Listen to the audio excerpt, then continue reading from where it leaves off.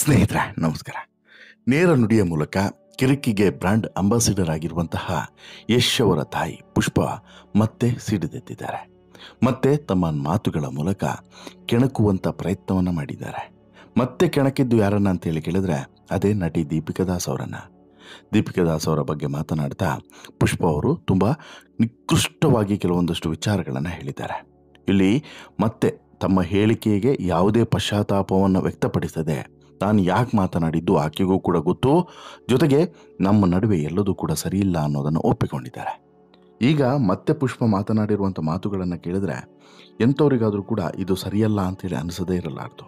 ಹೌದು, ಇದು ಅವರ ವೈಯಕ್ತಿಕ ಫ್ಯಾಮಿಲಿ ಮ್ಯಾಟರೇ ಆಗಿದ್ರೂ ಕೂಡ ಸಾರ್ವಜನಿಕವಾಗಿ ಮಾತನಾಡುವಾಗ ತುಂಬ ಎಚ್ಚರಿಕೆಯಿಂದ ಮಾತನಾಡಬೇಕು ಅನ್ನುವಂತಹ ಅರಿವು ಬಹುಶಃ ಇವರಿಗಿದ್ದಂತಿಲ್ಲ.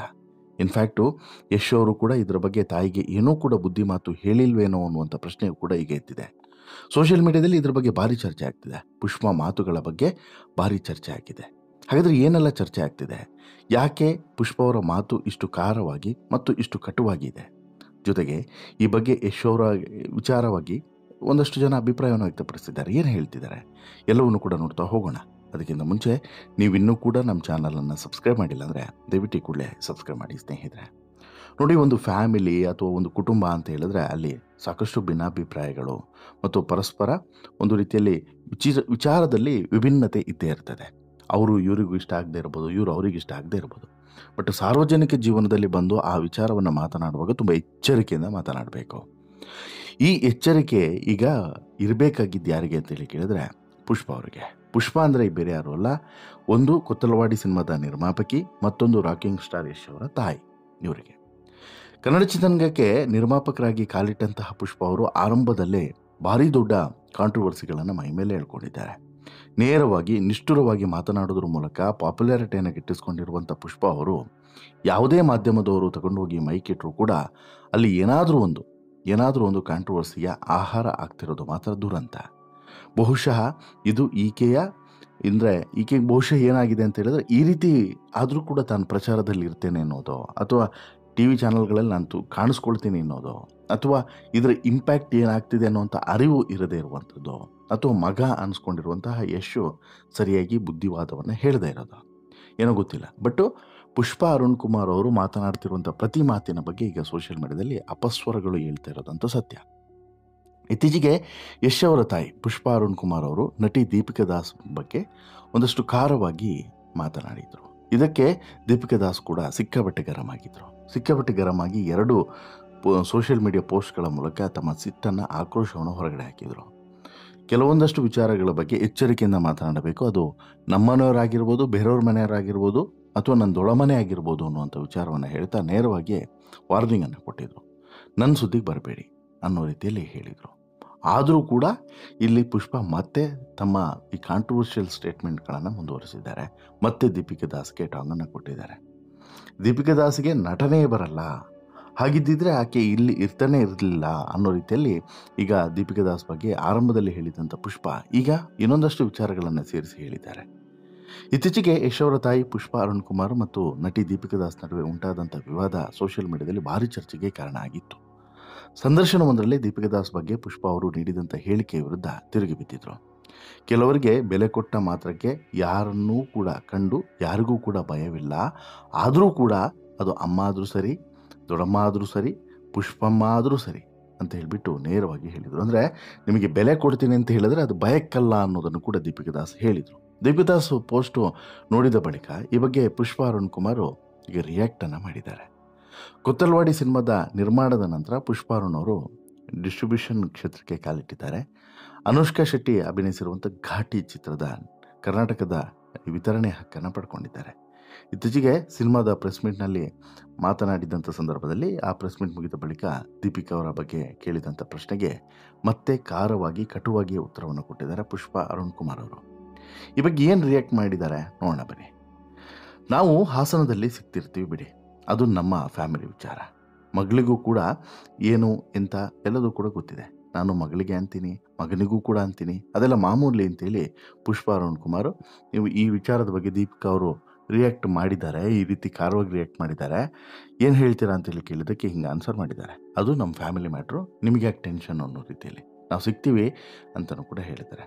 ಆಮೇಲೆ ನಾನು ಅವರು ಒಂದೇ ಬಿಲ್ಡಿಂಗಲ್ಲಿ ಇದ್ದರೂ ಕೂಡ ನಾನು ಇಲ್ಲಿರಲ್ಲ ಅನ್ನೋ ರೀತಿಯಲ್ಲಿ ಬಿಲ್ಡಪ್ಪನ್ನು ಕೊಟ್ಟಿದ್ದಾರೆ. ನಾನಿರೋದು ಎಲ್ಲೆಲ್ಲೋ ಒಂದು ಇರ್ತೀನಿ, ಹಾಸನದಲ್ಲಿ ಇರ್ತೀನಿ, ಮಗಳ ಮನೇಲಿ ಇರ್ತೀನಿ, ಮಗನ ಮನೇಲಿ ಇರ್ತೀನಿ, ಇಲ್ಲಿರ್ತೀನಿ, ಆಫೀಸ್ ಪಕ್ಕ ಒಂದು ಮನೆ ಇದೆ ಅಲ್ಲಿರ್ತೀನಿ, ಎಲ್ಲಾಗುತ್ತೋ ಅಲ್ಲಿರ್ತೀನಿ. ಹಾಗಾಗಿ ನನಗೆ ಮಾಡೋಕ್ಕೆ ಭಾರಿ ಕೆಲಸ ಇದೆ. ನಾನು ಸಿಗೋದು ಇಲ್ಲ, ಮಾತನಾಡೋದು ಇಲ್ಲ, ಮಾತನಾಡಲೂ ಕೂಡ ಇಲ್ಲ. ಅವ್ರಿಗೆ ಒಂದೇ ಕಡೆ ಇರ್ತಾರೆ. ಬೇರೆ ಅಂದರೆ ಇಲ್ಲಿ ಅಲ್ಲೂ ನೋಡಿ ಮೂದಲಿಸುವಂಥ ಮಾತುಗಳು ಅನ್ನೋದು ಇದಕ್ಕೆ ಅಲ್ಲೂ ಕೂಡ ಚುಚ್ಚಿದ್ದಾರೆ. ಆಕೆಗೆ ಇರೋದು ಒಂದೇ ಮನೆ, ಆಕೆ ಅಲ್ಲೇ ಇರ್ತಾಳೆ, ನಾನು ಹಂಗಲ್ಲ, ಸಾಕಷ್ಟು ಮನೆ ಇದೆ, ನಾನು ಅಲ್ಲಲ್ಲಿ ಇರ್ತೀನಿ ಅನ್ನೋದ್ರ ಮೂಲಕ ಮತ್ತೆ ಚುಚ್ಚಿದ್ದಾರೆ. ನಾನು ಇನ್ನು ಈ ವೈಮನಸ್ಸು ಇದೆಯಾ ಅನ್ನುವಂಥ ಪ್ರಶ್ನೆ ಬರುತ್ತೆ. ಯಾರಿಗೆ ನಿಮ್ಮ ನಡುವೆ ವೈಮನಸ್ಸಿದೆಯಾ ಅಂತೇಳಿ. ನಾನು ಅದನ್ನು ಈ ಮುಂಚೆನೂ ಕೂಡ ಹೇಳಿದ್ದೀನಿ, ವೈಮನಸ್ಸಿದೆ. ಆದರೆ ಯಾವ ಕಾರಣಕ್ಕೆ ಅಂತೇಳಿ ನಾನು ಹೇಳಲ್ಲ. ಹೇಳಿದರೆ ಪ್ರಾಬ್ಲಮ್ ಅವಳಿಗೆ, ನನಗಲ್ಲ. ಅದಕ್ಕೆ ಹೇಳ್ತಿಲ್ಲ ಅಂತಲೂ ಕೂಡ ಮತ್ತೆ ನಿರ್ಮಾಪಕಿ ಪುಷ್ಪ ತಮ್ಮ ಬೆನ್ನನ್ನು ತಾವೇ ತಡ್ಕೊಂಡಿದ್ದಾರೆ. ಇನ್ನು ಟ್ರೋಲ್ ಬಗ್ಗೆ ಕೇಳಿದ್ರೆ, ನಾನು ಇಂಡಸ್ಟ್ರಿಗೆ ಬಂದು 25 ವರ್ಷ ಆಯಿತು. ಈಗ 2 ವರ್ಷದ ಹಿಂದೆ ಬಂದವರು ನನ್ನ ಬಗ್ಗೆ ಟ್ರೋಲ್ ಮಾಡಿದ್ರೆ ನಾನು ತಲೆ ಕೆಡಿಸ್ಕೊಳ್ಳಲ್ಲ. ಕಾಂಟ್ರವರ್ಸಿ ಮಾಡ್ಕೊಳ್ಬೇಕು ಅಂತಿದ್ರೆ 25 ವರ್ಷದಿಂದ ನಾನು ಯಶ್ ಮದರ್ ಅಂತೇಳಿ ಮಾಡಿಕೊಳ್ತಿದ್ದೆ. ಈಗ ಯಾಕೆ ಮಾಡಿಕೊಳ್ಳಿ? ನಾನು ಮಾತನಾಡೋದೇ ಹಾಗೆ, ಜನ ಅದನ್ನು ಹೇಗೆ ಬೇಕಾದ್ರೆ ತೆಗೆದುಕೊಂಡ್ರೆ ನಾನೇನು ಮಾಡಲಿ ಅಂತಲೂ ಕೂಡ ಗರಮ್ಮಾಗಿ ಅರುಣ್ ಕುಮಾರ್ ರಿಪ್ಲೈ ಮಾಡಿದ್ದಾರೆ, ಪುಷ್ಪ ಅರುಣ್ ಕುಮಾರ್. ಇನ್ನು ಸಿನಿಮಾ ನಿರ್ಮಾಣದಲ್ಲಿ ಯಶಸ್ವಿಯಾಗಿ ಕಾಲಿಟ್ಟ ನಂತರ ಯಶ್ ತಾಯಿ ಪುಷ್ಪ ಅರುಣ್ ಕುಮಾರ್ ಅವರು ಇದೀಗ ಸಿನಿಮಾ ಡಿಸ್ಟ್ರಿಬ್ಯೂಷನ್ಗೆ ಕೈ ಹಾಕಿದ್ದಾರೆ. ಬಟ್ ಆದರೆ ಎಲ್ಲಿ ಕೈ ಹಾಕಿದ್ರೆ ಏನು ಪ್ರಯೋಜನ ಹೇಳಿ? ನಾಲ್ಗೆ ಸರಿ ಇಲ್ಲ ಅಂತ ಹೇಳಿದ್ರೆ ಎಲ್ಲದೂ ಕೂಡ ಸಮಸ್ಯೆನೇ. ಇಲ್ಲೂ ಕೂಡ ಹಾಗೆ ಆಗ್ತಿರೋದು.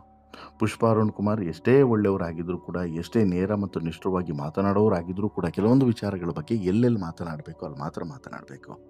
ಇವರೇ ಹೇಳೋ ಥರ ಅದು family matter. Correct, family matter ಬೀದಿಗೆ ಬರೋ ರೀತಿ ಮಾಡಿದ್ಯಾರೋ? ಬೇರೆ ಯಾರಾದರೂ ಮಾಡಿದ್ರಾ? ಅಥವಾ ಇವರಿಗೆ ಸಂಬಂಧಪಡದೇ ಇರೋರು ಯಾರಾದರೂ ಬೀದಿ ಮ್ಯಾಟರ್ ಆಗುವಂತ ಮಾಡಿದ್ರಾ? ಇಲ್ಲ ಅಲ್ವಾ, ಇವರೇ ಮಾಡಿದ್ದು. ಇದೇ ಪುಷ್ಪ ಅವರು ಆರಂಭದಲ್ಲಿ ದೀಪಿಕಾ ದಾಸ್ ಬಗ್ಗೆ ಬಹಿರಂಗವಾಗಿ ಮಾತನಾಡಿದ್ದು ಮೀಡಿಯಾಗಳಲ್ಲಿ. ಆಗ ಅದಕ್ಕೆ ದೀಪಿಕಾ ದಾಸ್ ರಿಯಾಕ್ಟನ್ನು ಮಾಡಿದ್ದು.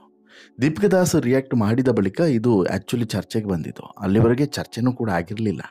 ಈ ರೀತಿ ಪುಷ್ಪ ಮಾತನಾಡಿದ್ದಾರೆ ಅನ್ನೋದನ್ನ ಬಗ್ಗೆ ಜಸ್ಟ್ ಹೀಗೆ ಹೇಳಿದ್ದಾರೆ ಅಂತ ಹೇಳ್ಬಿಟ್ಟು ಹೇಳಿ ಸುದ್ದಿ ತಣ್ಣಗಾಗಿತ್ತು. ಬಟ್ ಅದು ಯಾವಾಗ ದೀಪಿಕಾ ದಾಸು ಪುಷ್ಪ ಅವ್ರಿಗೆ ಖಡಕ್ಕಾಗಿ ರಿಯಾಕ್ಟನ್ನು ಕೊಟ್ಟರು, ಅದು ಕೂಡ 2 ಪೋಸ್ಟ್ಗಳನ್ನು ಹಾಕಿ ರಿಯಾಕ್ಟನ್ನು ಮಾಡಿದ್ರು, ಅವತ್ತಿನಿಂದ ಚರ್ಚೆಗಳು ಹೆಚ್ಚಾದವು.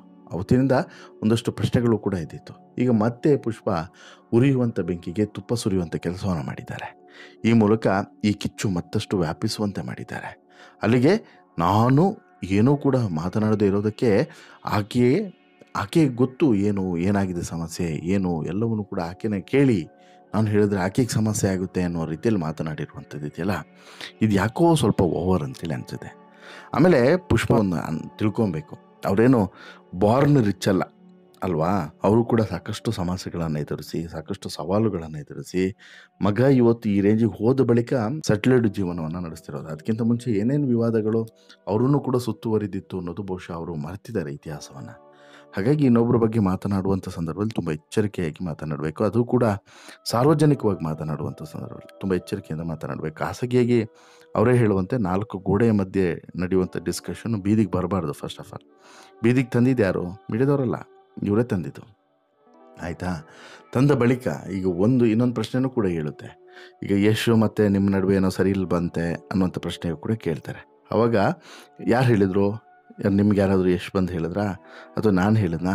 ನಿಮ್ಮಷ್ಟಕ್ಕೆ ನೀವು ಅಂದ್ಕೊಂಡ್ರೆ ಅನ್ನೋ ರೀತಿಯಲ್ಲಿ ಸ್ವಲ್ಪ ಉಲ್ಟಾನೆ. ಅಂದರೆ ನೀವು ಏನೇ ಕೇಳಿ, ಮೀಡಿಯಾದವರು ಏನೇ ಕೇಳಿ, ಈಕೆದು ಉಲ್ಟನೇ, ವಾಪಸ್ ಆನ್ಸರ್ ಅನ್ನೋದಿಲ್ಲ, ಉಲ್ಟು ಕ್ವಶನ್ನೇ. ಅದು ಕೂಡ ಹೆಂಗೆ ಇರುತ್ತೆ ಅಂತ ಹೇಳಿದ್ರೆ ಬಾರಿಸೋದೆ, ಬಟ್ಟೆ ಕಟ್ಟಿ ಬಾರಿಸೋದು, ಆ ರೀತಿಯೇ ಇರ್ತದೆ ಉತ್ತರಗಳು.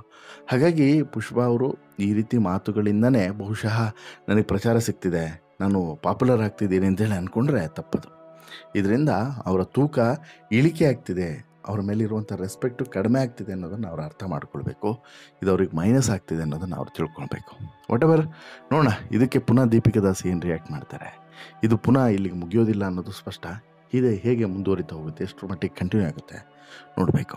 ನಿಮಗೇನು ಅನಿಸುತ್ತೆ ಸ್ನೇಹಿತರೆ? ಈ ಪುಷ್ಪ ಅವರ ಮಾತುಗಳನ್ನು ಕೇಳಿದ್ರೆ ನಿಮಗೇನು ಅನಿಸುತ್ತೆ? ದಯವಿಟ್ಟು ನಿಮ್ಮ ಅಭಿಪ್ರಾಯನ ಕಮೆಂಟ್ ಮಾಡಿ ತಿಳಿಸಿ. ಜೊತೆಗೆ ಈ ಸ್ಟೋರಿ ಇಷ್ಟ ಆಯಿತು ಅಂತ ಹೇಳಿದ್ರೆ ಲೈಕ್ ಮಾಡಿ, ಶೇರ್ ಮಾಡಿ, ಚಾನಲ್ಗೆ ಸಬ್ಸ್ಕ್ರೈಬ್ ಆಗೋದನ್ನು ಮರಿಬೇಡಿ. ಧನ್ಯವಾದ.